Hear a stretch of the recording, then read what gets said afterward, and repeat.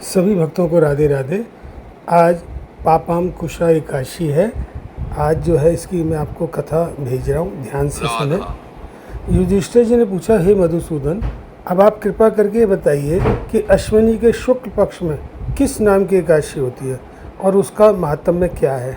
भगवान श्री कृष्ण जी बोले, राजन, अश्विनी के शुक्ल पक्ष में जो एकादशी होती है वह पापांकुशा के नाम से विख्यात है।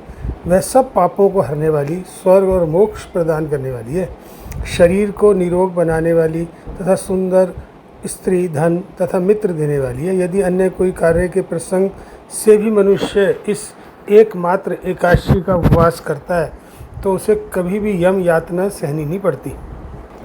इस व्रत को करने से जो है हमारे मातृ पक्ष की 10, पितृ पक्ष की 10 तथा पत्नी के पक्ष की भी 10 पीढ़ियों का उद्धार कर देती है। ये जो एकादशी का व्रत है, जो व्यक्ति स्वर्ण, तिल, भूमि, गऊ, अन्न, जल, जूते और छाते का दान करते हैं वह कभी यमराज को नहीं देखते हैं। हे राजन, दरिद्र पुरुष को भी चाहिए कि वह स्नान, जप, ध्यान आदि करने के बाद यथाशक्ति होम, यज्ञ तथा दान वगैरह करके अपने प्रत्येक दिन को सफल बनाए। श्री कृष्ण जी जो हैं पापांकुशा एकादशी का महात्म्य बता रहे हैं। श्री कृष्ण जी कह रहे हैं कि प्राचीन समय की बात है, विंध्याचल पर्वत में एक बहुत ही क्रूर बहेलिया रहा करता था। उसका नाम क्रोधन था।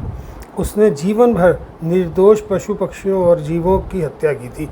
इसके बाद ही वह हिंसा, लूटपाट, गलत संगति रखता था, लेकिन उसे अपनी मौत से बहुत डर लगता था।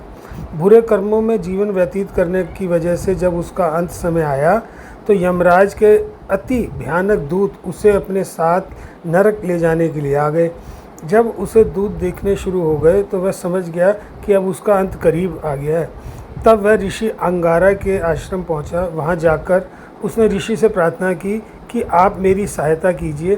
तब ऋषि अंगारा ने उनसे कहा कि पहले तुम यह संकल्प लो कि तुम श्री हरि की शरण में हो और फिर अश्विनी मास के शुक्ल पक्ष में आने वाली एकादशी तिथि यानी पापांकुशा एकादशी के दिन व्रत रखना।